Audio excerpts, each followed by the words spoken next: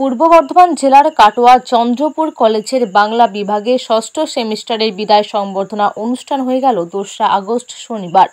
বিভাগীয় ঐতিহ্য মেনে প্রতি বছরের মতো বিভাগের ছাত্রছাত্রীরা বিভিন্ন সাংস্কৃতিক অনুষ্ঠানের মাধ্যমে বিদায় জানায় ষষ্ঠ সেমিস্টারের দাদা দিদিদের।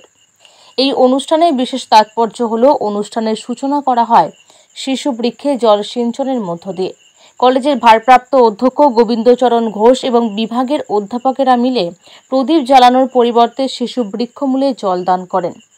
বিভাগীয় প্রধান ডক্টর তন্দ্রা পালের উদ্যোগে বিদায়ী ছাত্রছাত্রীদের হাতে উপহার হিসাবে গাছের চারা তুলে দেওয়া হয়। বিভাগীয় ছাত্রছাত্রীরাও এই ধরনের সবুজ সজীব উপহার পেয়ে আপ্লুত। ছাত্রছাত্রীদের মধ্যে পরিবেশ সচেতনতার প্রসার ঘটানো, গাছ লাগানো ও গাছের প্রতি ভালোবাসা গড়ে তোলাই এর প্রধান উদ্দেশ্য। ৩ বছরে পড়াশোনা শেষে ছাত্রছাত্রীদের যখন বাড়ি গিয়ে উপহার পাওয়া স্মৃতি বৃক্ষরোপণ করবে, কলেজের প্রতি তাদের আত্মিক বন্ধন আরও সুদৃঢ় হবে বলে তিনি মনে করেন। তথাকথিত সিলেবাসের বাইরে গিয়ে অন্য ধারার পাঠদানে ছাত্রছাত্রীদের সবুজ পৃথিবী গড়ার কারিগর করে তোলায় মুখ্য উদ্দেশ্য বলে জানান বিভাগীয় প্রধান। কলেজের অন্যান্য অধ্যাপকদেরও গাছ দিয়ে বরণ করে নেওয়া হয়। বাংলা বিভাগের এই অন্য ধারার অনুষ্ঠানে কলেজের অধ্যাপকেরা খুবই আনন্দিত। আজকে চন্দ্রপুর কলেজের বাংলা বিভাগের পক্ষ থেকে আমরা এখানে সমবেত হয়েছি ষষ্ঠ সেমিস্টারে বিদায় সংবর্ধনা অনুষ্ঠানের জন্য।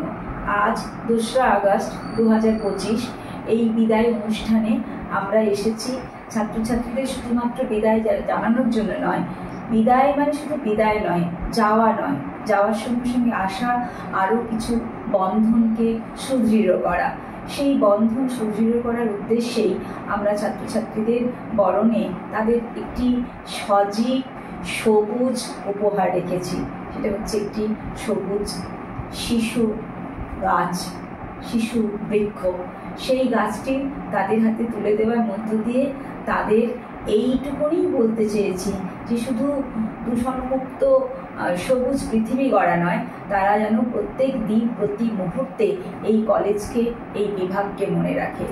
আমাদের অনুষ্ঠানের শুভ সূচনা হয়েছে একটি ২০ গাছে জল সিঞ্চনের মধ্য দিয়ে। আজকে কলেজের মাননীয় ভারপ্রাপ্ত অধ্যক্ষ গোবিন্দচরণ ঘোষ মহাশয় এবং আমার সহকর্মীবৃন্দ সেই ২০ গাছে জল সিঞ্চনের মধ্য দিয়ে অনুষ্ঠানের সূচনা করেছেন। এটি অন্য ধারার, অন্য খাতে বয়ে যাওয়া একটি ভাবনা বলে আমার মনে হয়েছে। এইভাবে অনুষ্ঠানটাকে আমরা সাজিয়েছি এবং ছাত্রছাত্রীদের হাতে ফুলের তোড়া না দিয়ে, ফুল না দিয়ে আমরা একটি গাছ, ফলের গাছ উপহার দিয়েছি তাদেরকে।